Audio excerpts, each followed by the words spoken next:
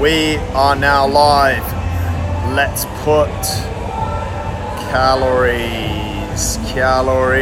Let's put calories in the title there. We're going to talk all about calories today. This is going to be absolutely banging because so many people are talking about calories at the moment and they have absolutely zero idea about what actually a calorie is and how they affect performance. And the problem that we're seeing, one of the main problems that I'm seeing at the moment, good afternoon everyone, thanks to those of you that have joined. What we're seeing at the moment is everyone is freaking out about calories. How many calories should I have? How should I split my macros? And it's the fundamental issue here that we are having is there is complete lack of education with people about what calories are and how to manage them within their food, how much they should actually be having. So ignorance is bliss and people are just believing the next best person that comes along. It's a massive issue. What's happening is people are actually, on the most part, they're actually eating too less. They're not getting the right macronutrients into their body and therefore they feel like crap and they don't perform. So we're going to talk today all about calories. Thank you to everybody that's joined. If you do have any questions or want to add to the discussion about calories, then drop it down there in the comment section.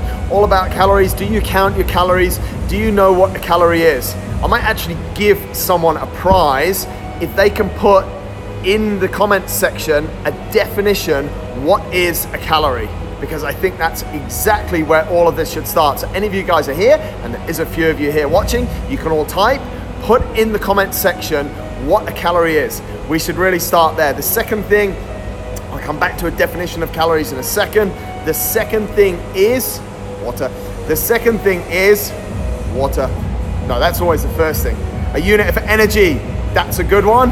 Yeah, absolutely awesome. Anyone else got an idea on what a calorie is? That's a very good guess, like very good. Like that's basically what it is. So guys, if you do have any questions, we're gonna hit this up for about the next 20 or 30 minutes. Drop those questions into the comments there. Little Pink Warrior knows exactly what a calorie is. She says the energy needed to raise 1 gram of water through 1 degree. That is exactly what a calorie is. In fact, in strict terms, it has about that much to do with food. However, what it is a unit of energy. So if we go a little bit more in depth, a little bit more technical here, what we're using calories for is to measure how much energy a particular food source gives you. That's it. So when you see calories on the packet of something, Pink Warrior needs to eat more calories. How many, Ira, that's absolutely awesome. Straight into a bang. How many calories? If you do count your calories, which is fine because I'll go on to explain why that might be a good idea. If you do count your calories, stick in the comments how many calories you are having a day. And also, if you know what your macronutrient split is, we'll come on to that a little bit later as well, and we can discuss that. So what a calorie is a unit of energy. It's basically what it takes to turn 1 gram of water increased by 1 degree. That's exactly what's going on. Now, what we have is this is a standardized way of measuring the energy that is going to be given to us from food. That's basically what's going on. So the easiest thing when we're producing food is that on the back of the label, we can see that this particular bar of chocolate, this particular apple is gonna give you X amount of calories. Kevin Rollin, how many calories do I need to keep up with you on the bike? I'll come back to that question. Some really good comments coming in. You guys asked for this and you're loving it already. Thank you for everyone who has joined the conversation. So it's on the back of the packet of a particular type of food. It's gonna tell you in simple terms how much energy you're gonna get from that particular food.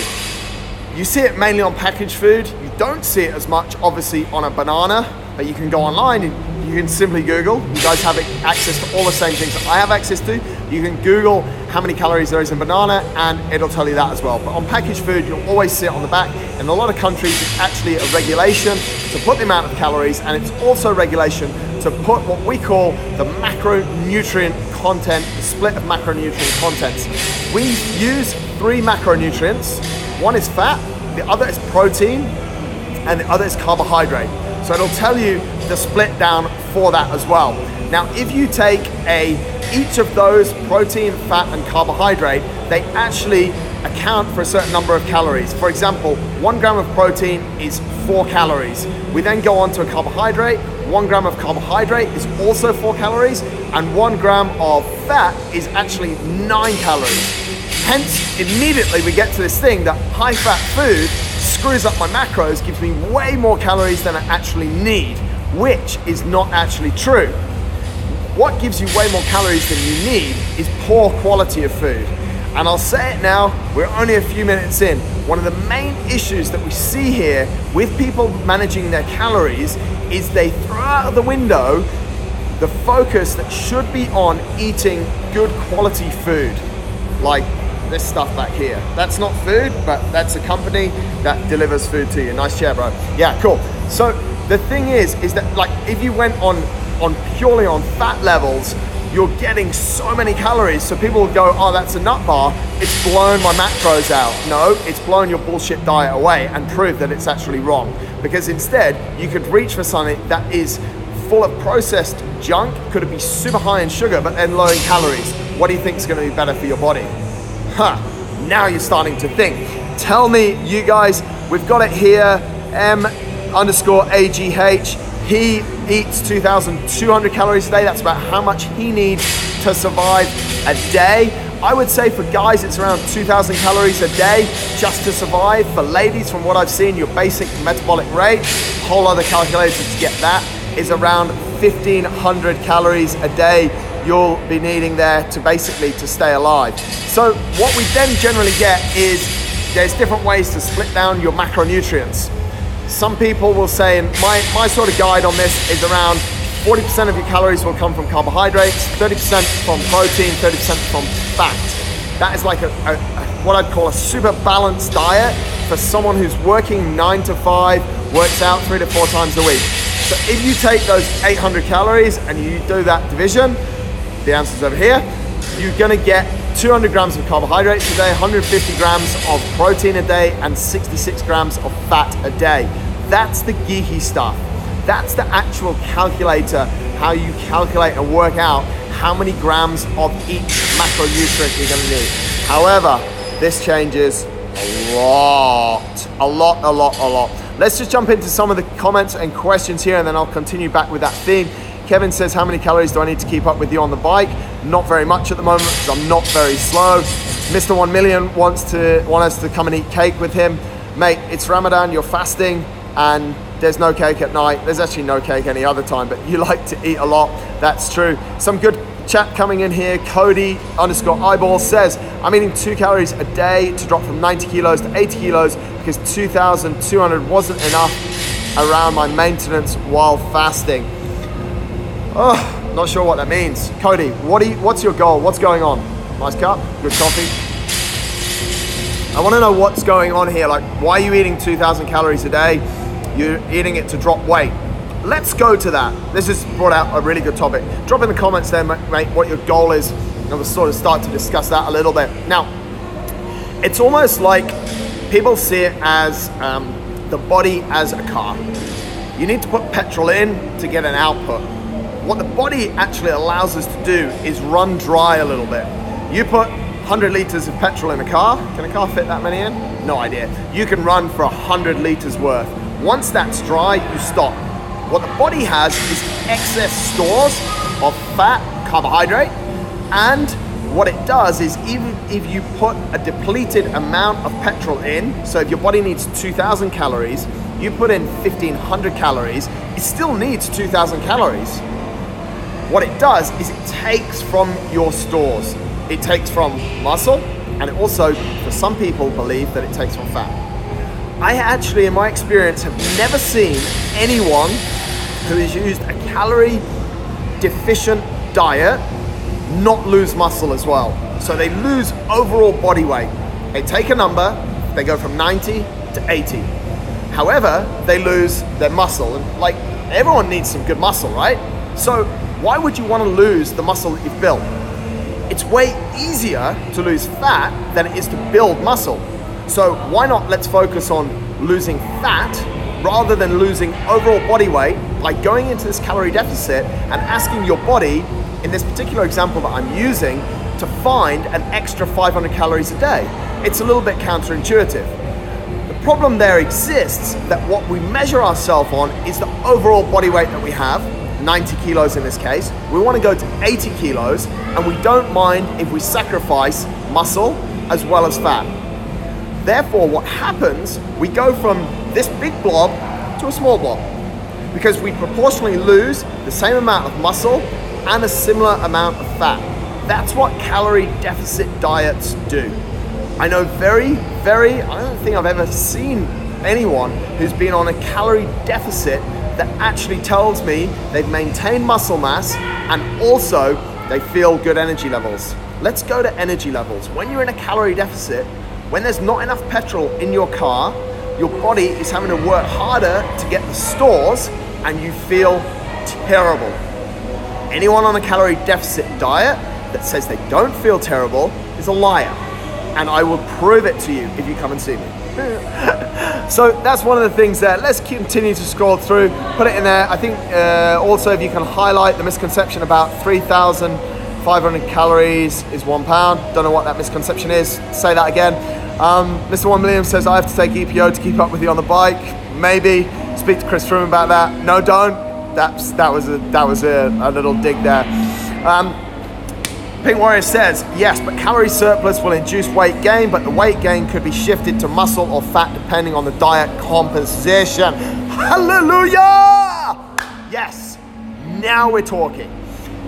It really depends, and this is the bottom line. Like I said at the start, the fundamental issue is that we've been led to believe that counting calories is the solution for everyone, that everyone's body is going to respond in the same way.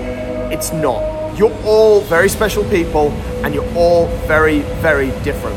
So what's going to happen for some people, they're going to respond well to a higher level of carbohydrate. Some people are going to respond well to a higher level of fat. Why is that? Why am I really good at burning fat and you're not so good at burning fat? Why am I really good at burning carbohydrate, for example, and you're not so good? Let's answer those questions because I think this is where a lot of the misconceptions arise from. 1 second, coffee. Anyway, back to where we were. And again, 1 second, water. Very important. Feels so good. Sorry, I'm not fasting. Not today. So, what we have to look at is what your goals are. Let's take, I do a lot of endurance, for example. Let's take someone who's in endurance. What we're at is this steady state for a long time. I go out, ride 8 hours. I don't ride 8 hours in the red zone when I'm burning carbohydrate. If you saw my talk the other week, if you listened to our podcast all about heart rate zones, you'll know exactly what I'm talking about. If you didn't, send me a message. I will send you the podcast. It's absolutely free, no strings attached, blah, blah, blah, no small print. You know what I'm talking about. So what we're having there is in an endurance athlete that's going out for 8 hours, they are burning fat. So we need to fuel them with what they're burning. You put diesel in a diesel car, you put petrol in a petrol car.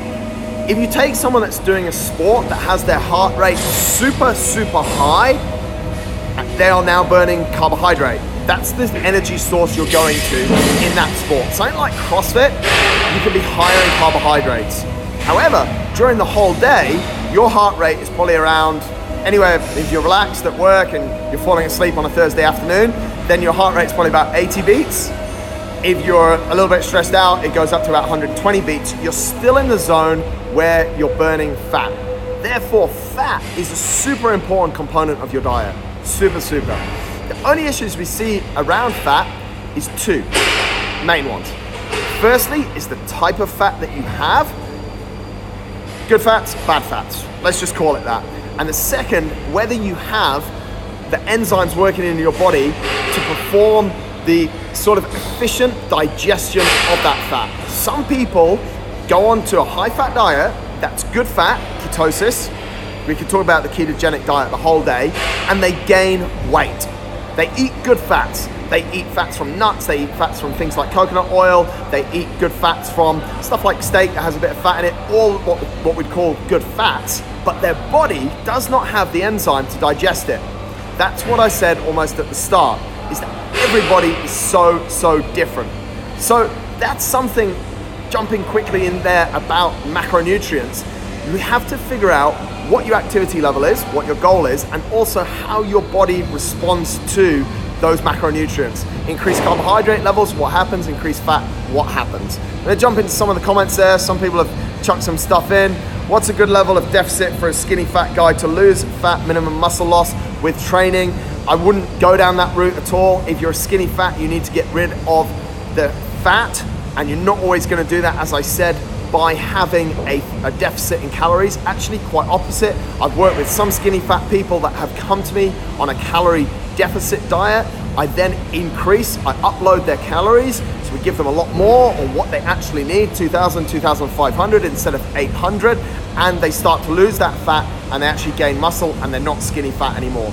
One of the major things as well is some form of strength training for skinny fat people makes a massive difference. So that might be a way to have a look at that. Let's jump to another question. Little warrior, the pink warrior. I don't know actually what LK, pink warrior, I don't know what that stands for. Tell me, talk to me. What about people who train a lot and then adapt? I've read several studies about people who in reality start utilizing less calories while performing a tremendous amount of activity. I haven't really seen that. Like, I don't know. I have never ever seen that. The body apparently panics and saves energy to preserve the organ functions. Yes, it does, and that's what happens when you deplete it. It goes into this sort of survival mode, and it's like, I'm not getting enough food. It's almost like when we know the food is going to run out. Like if you knew that your food was going to run out in 3 days, and you only had 1 day's worth of food, would you eat all that food now? No, you'd go into a survival mode and you'd say, okay, I'm gonna eat a little bit today, a little bit tomorrow, and a little bit on the last day, because the third day I'm gonna get some food. The body does exactly the same, and it actually retains a lot more fat. Also, what's happening, and this is one of the key things I see in calorie deficit people, is their body is increasingly stressed. Cortisol is through the roof, and cortisol is also not making it easy for us. Elevated cortisol levels are making it harder for us to lose fat as well. So these are some of the massive issues. Let me know, guys. Steve says, still not clear about the best breakfast. Why not healthy cereal? What is a healthy cereal? Why no small amount of milk? Surely I need breakfast to give me energy to smash the day, training or work. Yes, you do. And this is where I think this is a great question, Steve. Thanks for dropping that in, because one of the things that I'm seeing is the issue is not around counting calories. Yes, we can manage the calories. If I'm going to train a lot, I need more energy, and if I'm going to train less, I might need less energy. Calories are a unit of energy. However, the bottom line here comes down to the quality of the food. You can eat a breakfast cereal. You can eat a paleo granola with non-dairy, because lactase, our enzyme for digesting dairy, that's why dairy is so bad. 90% of the people, they have lactose intolerance. Why? Because that enzyme stops working when we're about 8 years old. That's why you shouldn't have a little bit of milk, a little bit of dairy, but you could have it with something like almond milk. What it would do is it would shoot your fat levels up. You'd have about 400 calories of fat in that meal, but it would give you the fat. You're gonna sit at your desk, your heart rate's now gonna be at 100, you're gonna be full, and you're gonna be sitting there, you're gonna be burning fat, which you've just put in. So you've put the correct energy into your body to fuel the activity that you're gonna do. That's why we recommend, like if you're going into a high intensity workout and you need to pick up before, something like a banana, something like dates. Why? Sugar, carbohydrate, gives you energy. You're gonna use it in small spurts in that workout. It's gonna make you go faster. Those nuts are not gonna make you go so fast in that workout. So that's really why, mate. And you'll also see from a higher fat diet, and I'm not massively into ketosis, because I also don't think that that's the right solution for a lot of people. In my experience, I've seen paleo work, no bias there at all. although you should get on the meal plan. But I've seen paleo style eating work a lot better than ketosis, which focuses on an even higher level of fat. Paleo has quite a high level of fat. Ketosis has an even high level of fat, and people's bodies are just not used to it and they can't digest it. So that's a massive issue. But if you had something like a paleo granola cereal, so you can have your cereal in the morning, you can pour on it almond milk, which is a nut milk, again, a little bit higher in fat, no dairy in it, you are gonna feel full until lunchtime. So hopefully that answers that question there, Steve. Thanks for dropping that in, and thanks for the workout this morning, mate. You were very impressive on the run, and then it all sort of fall apart.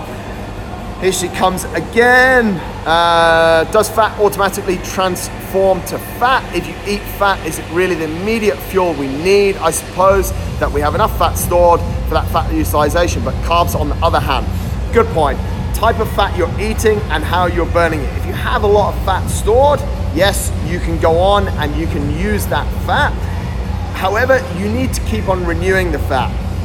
Fat actually is one of the major components of good cognitive function, good brain function. So you need to feed your brain fat. So it is a little bit personal there, and you're right, like carbs, if you're doing high intensity workout, if your heart rate is up there and it's demanding carbs in that state, then yes, you still do need carbohydrates. One of the biggest things I'm seeing is, again, a misconception about good carbohydrate sources. Carbohydrate sources do not have to be pasta, potatoes, rice, and bread. Like, that's not the best carbohydrate source. You can use vegetables.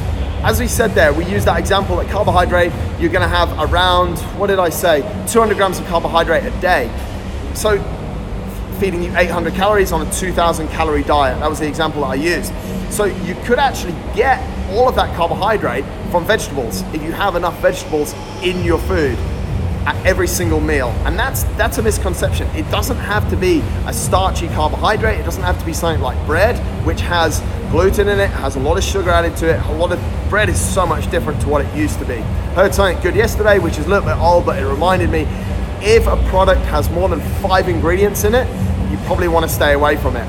Bread back in the day and bread now has a lot more than 5 ingredients in it. So be a little bit careful from that. We'll never be out of fat unless we are sick.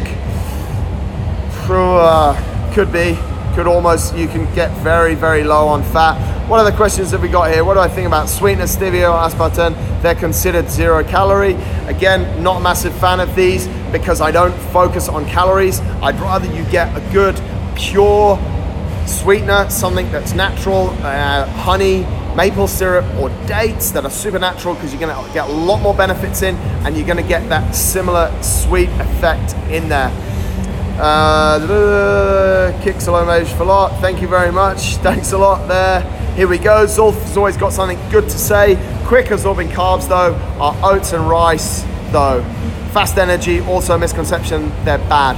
Yeah, this is one thing that's very true, mate. Like, if you do want, like I said, if you're going into a high intensity workout, or you just want what we call like some empty carbs, those things they're only really one ingredient, unless you put on your oats like loads of sugar and milk and all this kind of stuff. They're only one ingredient.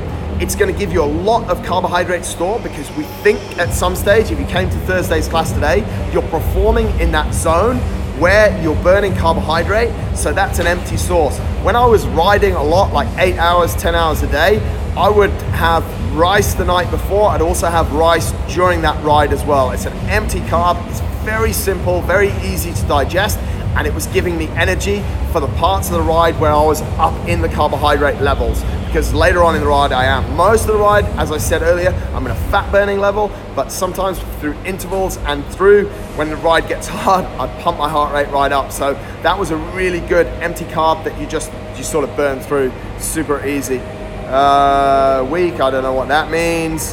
Any more questions? Here we go.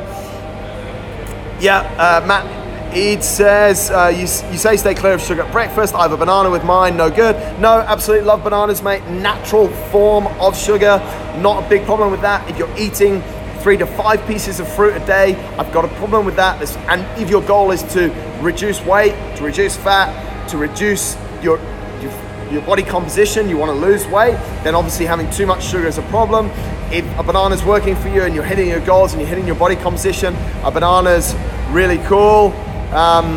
Ira says, we'll agree about starchy carbs. Used to eat a lot of porridge, rice, sweet potato, now more vegetables, and still feel high energy levels. I think that's one of the biggest things as well here, guys. Like, that's a really good point. So Ira's gone from sort of the really starchy carbs, what we traditionally know as carbs, and she's moved over to more vegetables, which again, as I said, have a lot of carbohydrates in them. She probably had an adaptation time because some of those carbs she's used could have spiked her glycemic index, so she would have got a little bit of a sugar hit.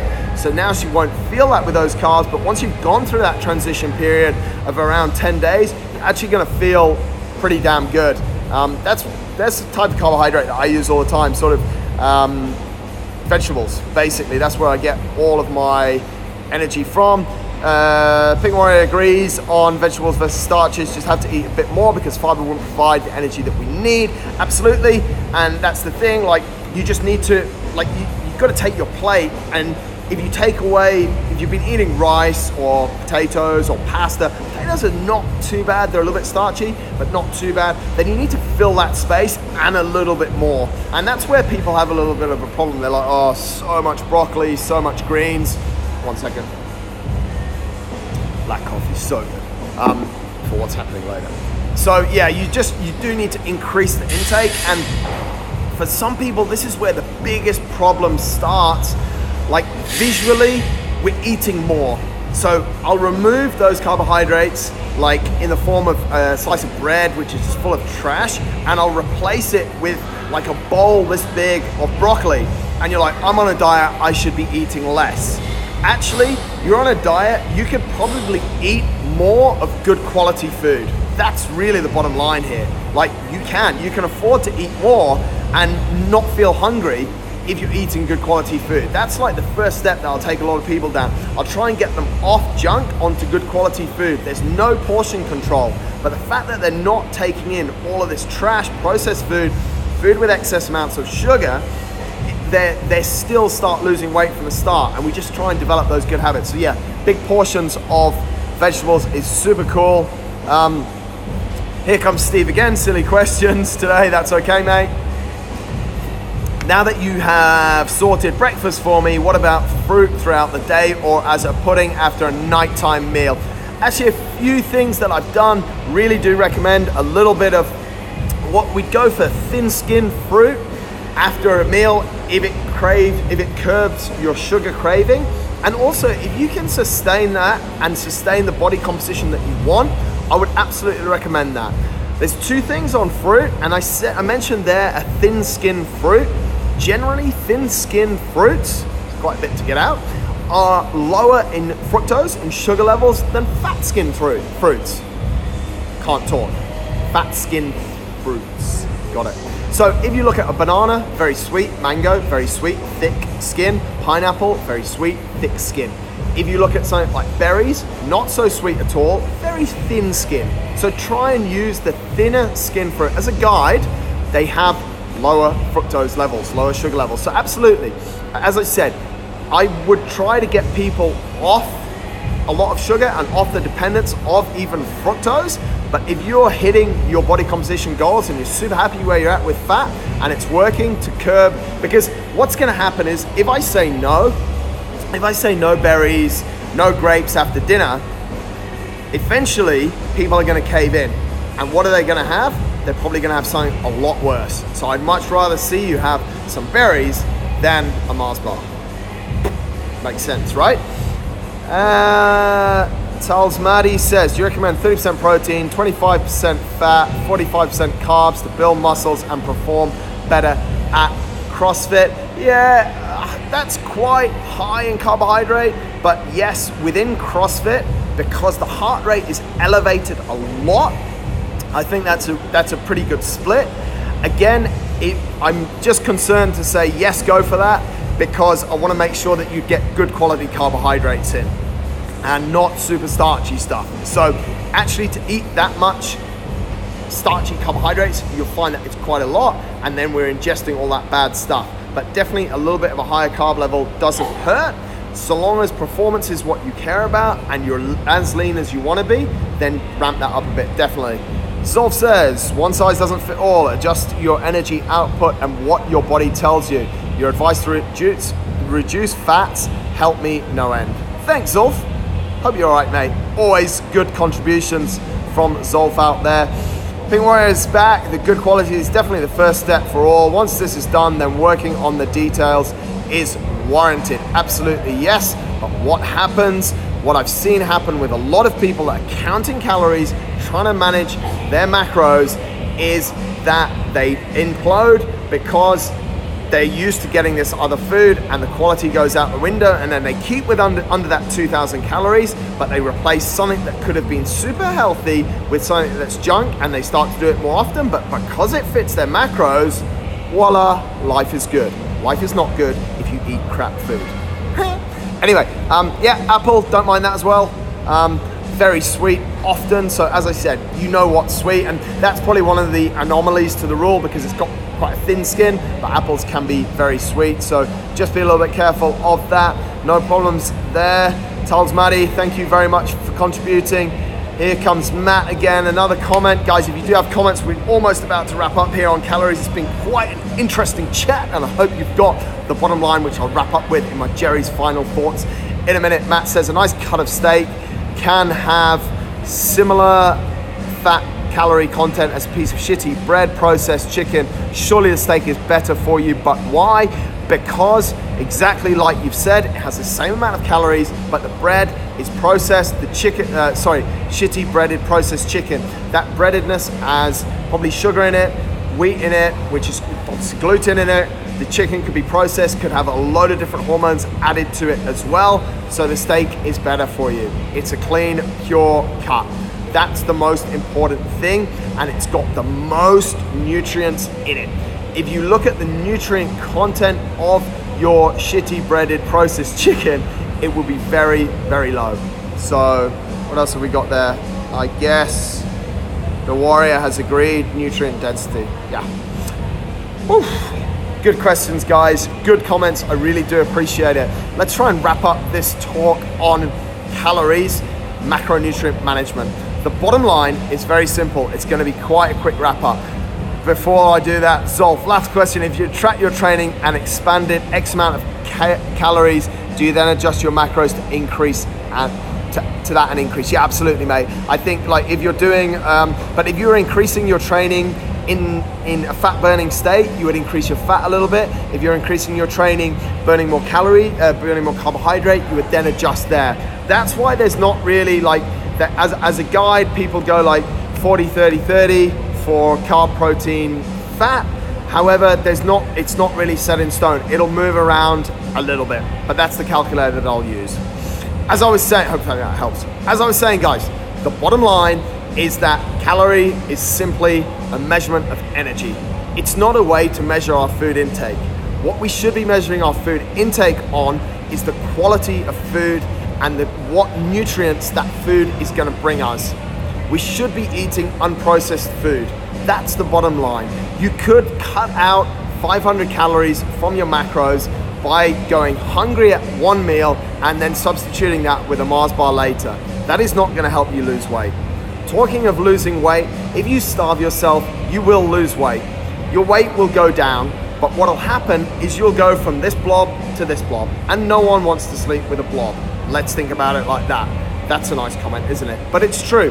What you want is you want definition. You want to get rid of the fat. So let's target getting rid of the fat rather than starving our muscles. I personally don't think that people need to be stressed out on stage number 1 of their journey to better health of counting calories and macronutrient management. The first step is to eat good food. That is absolutely the bottom line. If later on, and you will lose weight, if you move from a processed diet, from eating junk to eating good sources of protein, a lot of vegetables and some healthy fats, I guarantee you, you will lose weight. Of course, attack your recovery and attack your movement, but if you only did nutrition, you would definitely lose weight in the first instance. If you then hit a plateau where you stop losing weight, then we might start to look at how much you're actually taking in, based on how much movement you're doing and what your goals are there.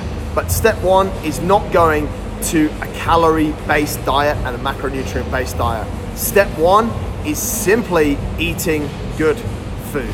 So stop stressing out, stop being uneducated, stop doing it because the guy next door to you has been on a calorie deficit for 3 months, looks like he's gonna die, is skinny fat and doesn't want to take his shirt off at the beach. Talking of taking his shirt off at the beach, go up to the guy who's ripped at the beach, who's got his shirt off, and just ask him what he eats. And I guarantee you, he eats good, quality, nutrient-rich food. That is my live for today, all about calories. Thank you to everyone. Thanks a lot, Matt. Thank you to everyone who joined in. Share this with your friends. It'll be over on my website, mjdsmith.com. You can go and check it out. We'll have another topic next week, and Q&A will be on Tuesday. If you have questions, flick them over to me on this topic. It's a great topic.